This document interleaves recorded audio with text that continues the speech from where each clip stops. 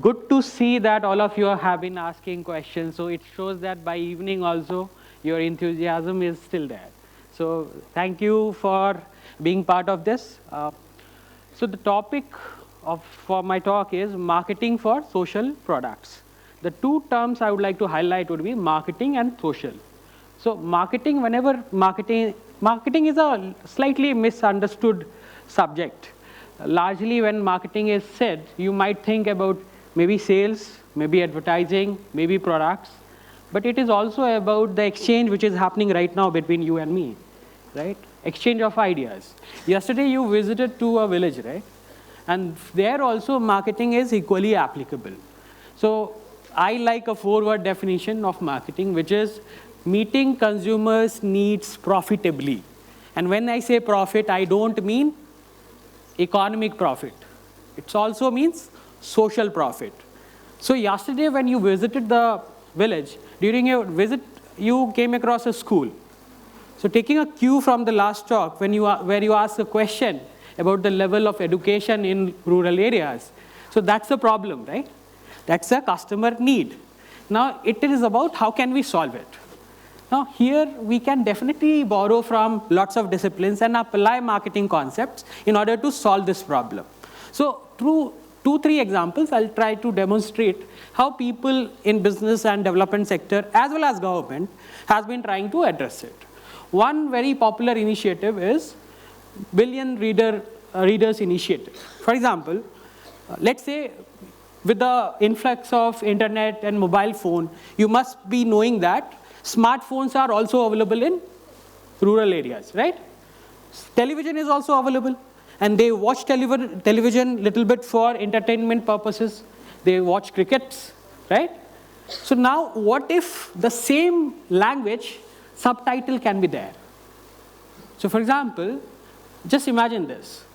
By virtue of having subtitles during those entertainment series, whatever they are consuming, they will learn over a due course of time. Now this is an indirect intervention. This is not a direct intervention. Likewise, now here you don't have to, so there is no intervention, direct intervention, etc. However, there are scope for direct interventions also. You might have come across children who are not going to school, right?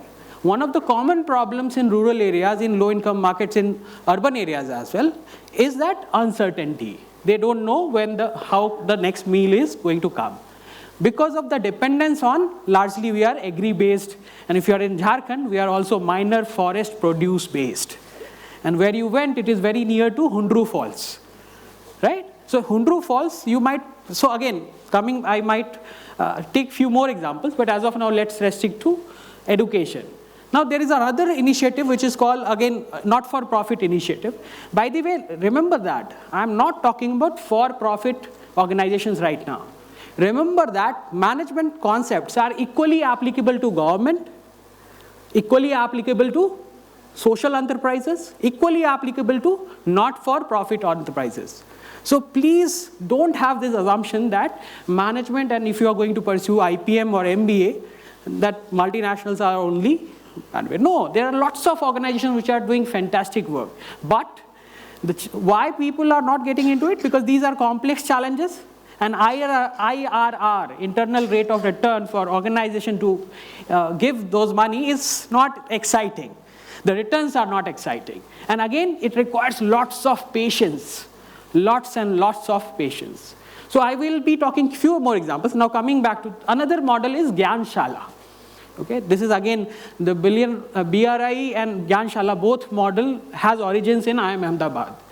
Okay, some profs over there or retired profs have been the pioneers in that. Now Gyanshala is a urban slum education model, where what you do, so two important elements are here is one. Now the challenge in urban slums is you cannot, so for example, education in general, especially primary education, is not a very rewarding job. So the pay is very small, right? What if we develop a content which is fantastic in nature, number one, and we train someone from the locality only, little bit about those content, right? So Gyanshala is a model where students come and they play with the content. However, there is a facilitator who has been trained by the corporation. So content is at play here. And again, it is largely from up to primary level only, till 5 only. But they have changed the unit of the school. They no longer say our unit is school. They say our unit is one classroom. What they do? So resources, one of the biggest costs of schools is real estate. Now what they can do, they can afford 2 rooms in a slum, right? They can train a homemaker about how to use the content and teach students who is little bit literate. Now using that model, Gyanshala currently is operating in more than 5 states. Their material is being used in multiple states. Now this is again, the problem was what? Education. Students or children in a low income context are not having solutions. Government interventions are there, but beyond that, there are few more. For example, you might know Salman Khan Academy, right? So the content is freely available for everyone. Now with the help of technology, again borrowing from the last session, few sessions, using technology you can scale the solution, right? So this is about education. Now let's talk about little bit about livelihood. Okay, you must have interacted with some people over there. Now before I talk about those examples, please remember that when you went there, now it is assumed that we have to provide them solution. No, the task is to design solutions. Please don't assume that you know better. First of all, put aside your assumptions and don't think that they need your solution. It is about co-creating solution with them. Okay? So one, like Professor Gaurav introduced me, that I work a little bit in bottom of the pyramid markets. So one of the, late C.K. Prahalad coined this term, and he made this term very popular in the academic as well as corporate world. POP, one of the main opponents, or I would say lacuna of this was, the BOP, I don't know if you don't know, so the idea is simple. Those who make, there is an income line. Everyone who is making less than $1 per person per day, our job is to, so they are making a case, although we might not make lots of money by selling products and services to one person, but given the country like ours, if we aggregate the amount, then it is quite exciting. And then he talks about the example of sachet. Shampoos are available in sachets. So for example, now if those were not available, those people would not be using those shampoos, which they are using because it is available. So this is called democratization of offerings. Okay, and by the way, it has been already there. Now we are giving terms to it. So if you go to a retail shop nearby, they are selling 100 ml or 50 ml oil in small pouch, right? So again, we are trying to retrofit or understand how it has been going on and try to apply and scale it up at a larger level. Now so in BOP, one of the issues with, okay, we are providing more opportunities, access to more products and services to them, but what about their capability? They can consume more only if they are they can earn more, right? So that was one of the reasons. So then came some of the models where let's co-create solutions with them. So here in Gyanshala model, you are engaging one lady from the community. So today, do you think if you go to any vicinity or any area and you say that, hey, I have a solution, please use it. Do you think they will use it? Not likely right away. So there's a deficit of trust because they have been promised again and again and again and again in the past, and those promises were not kept. And again, some of those solutions were not appropriate as well. So hence, it is important. Now, what I am talking about, one is top-down approach, one is bottom-up approach. So we sitting in our ivory tower, we think that we know the world better. Hence, we design a solution and come up with, okay, this is the solution. Dear friends, that's not the way. Many times, their understanding of the problems might be different. Okay? So it is very important to understand. That's why the world should be, when you are trying to solve complex problems, it is very important that you try to strike a fine balance of top-down and bottom-up. Top-down is also required. I'm not saying it is not required, but you have to understand when it is required and what is the percentage. Okay? So again, top-down and bottom-up. The bottom-up approach, there is another approach which is popularized by Professor Madhu Vishwanathan of University of Illinois. It is called subsistence marketplaces approach. So one was bottom of the pyramid approach. Second is subsistence marketplaces approach, so bottom-up approach. Here you try to spend time with them, try to understand the problem. Okay, one more thing. Here you have to understand that you have to talk in their language. You have to be grateful for their time. Okay? So it is like mutual respect. You give them respect, you get their respect. And please pay attention to what they are saying. Please try to understand them. And the problem which they might be saying that, okay, my children should get better education. But that will be all they will talk about. You have to deconstruct the problem. Okay, that is the problem which they are saying. What is the actual problem? Here comes another bit, which is systems thinking.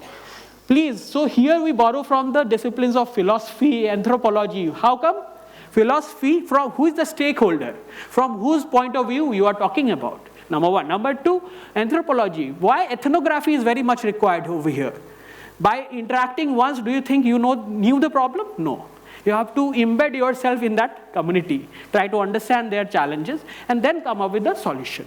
Hence, such models are also coming up. Now, acceptance of ethnography and other qualitative research approaches have also gone tremendously up. So some of the other, now coming to some of the livelihood, some other successful approaches which has been, for example, one thing is livelihood. Let's talk about that. So so here, because you are in Jharkhand, so minor forest produce is one very important element of our GDP. Okay, large section of our population is dependent on that. When you go to Hundru Falls also, they might sell you some forest material, they paint it, they design something out of it.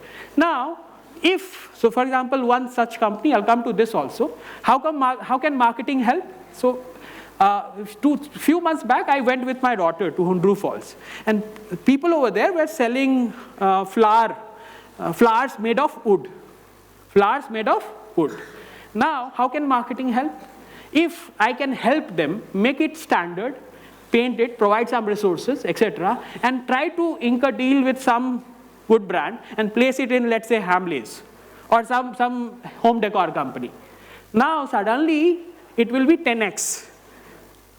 So marketing, second, if we can, let's say we don't try to sell through that. We can have a page, Insta page, where we'll try to showcase their story, how these people are living, how they are how they are making these products, their indigenous wisdom and intergenerational skills, and try to sell the story behind that particular flower made of wood. There as well through, again, marketing is of help. So likewise, in a multitude of ways, marketing can be helped. And why? Emphasis on social is why? When we are talking about profit or value, so borrowing from triple bottom line, which you must be knowing, people, planet, profit. So when people is social value, planet is ecological or environmental value, and profit is economic value. So likewise, please, when it is a non-profit organization, it is not in trying to make money. But social value is irrespective of the nature of the firm. Irrespective of the nature of the firm, whether you want it or not. Many times it can be indirect as well. Some other examples, for example, you also must have seen, so there is a company called Tamul Plates. It is based in Assam, especially in the district which is not very doing well. Now what it does, from a particular areca nut leaves fall in the forest, so they have created a micro-franchising model. I'll come again and explain this term, micro-franchising model, through which they have generated sufficient employment in those districts. So what is the model? So they have very simple technology, some machines where only heat is used, heat and pressure, that's all. And these areca nut leaves which fall during multiple seasons in the forest, the farmers, the village dwellers, they collect it and they make plates out of it. Now, imagine, as of now, if you go to have pani puri or fuchka, you get those thermoplastic plates or some other kind of plate. Imagine replacing them with this areca nut leaves plate, right? Again, by the way, the conversion, you are trying to, again, here you are also trying to, so through this particular company, Tamul Plates, they have devised lots of employment opportunities, direct and indirect. There is another company which some of you might be knowing, now because Fool, it is based in Kanpur. Some of you might be knowing. Alia Bhatt is the investor and brand ambassador, just to help you look for it. Fool, what it does, the founder from Kanpur, he wanted to solve some complex problems. And it started with, how can I clean Ganges? And he being a chemistry masters in chemistry, he found a way that, okay, flowers can be converted into incense sticks, later on also natural gulal, later on also thermocol variant of from flowers, also leather variant of flowers, leather. By the way, some of the top world famous luxury brands, bags, they are the customer of Fool. Now coming back to it, now that is not important. He found a solution. Now here, why top down is important? Because people over there, they don't have ability to come up with the solution, but they can definitely help them, right? So those incense sticks are created by 1,000+ women. And not only that, he has a vision to create this micro-franchising across country, wherever flour is being wasted, in temples, etc., wherever religious places. So we can recycle and reuse it and convert it in natural gulal or incense stick or some other form. Similarly, one last example would be digital green. Rikin Gandhi, he is based in the Silicon Valley, and he has devised a solution, for example, in farming practices. So extension systems of government, for example, if you know, I don't know, through agriculture universities, they have this Krishi Vigyan Kendra, through which they try to reach out to farmers and try to train them, etc., etc. But it was not working out well, right? Technology-wise also. Now imagine this. What if we try to understand the best practices from the people who are living over there?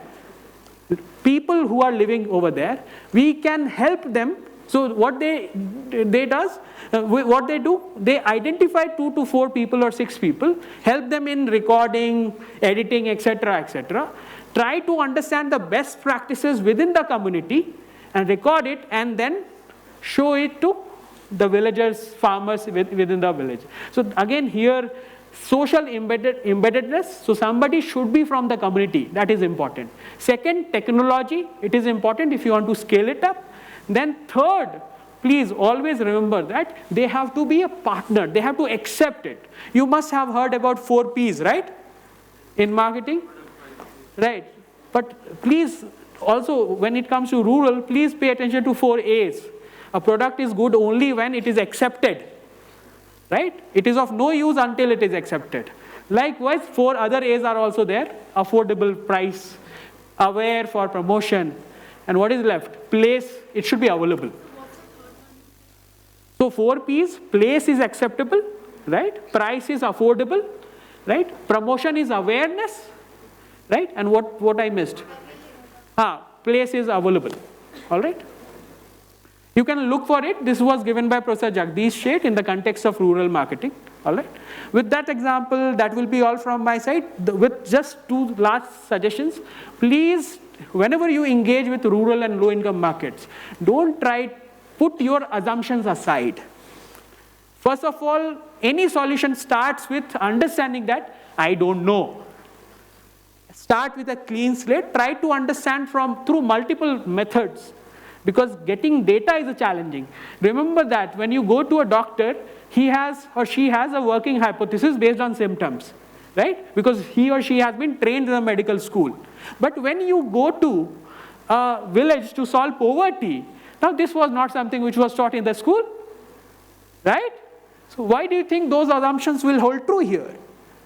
Hence, please put aside your assumptions, try to understand one phenomena from multiple perspectives, right? Philosophy, elephant and 6 blind men. And lastly, always be respectful to whom you are. Just remember, yesterday they gave you time without anything, without any expectation. So always be appreciative of and try to learn and co-create solutions. Learn and co-create solutions. With that note, thank you so much.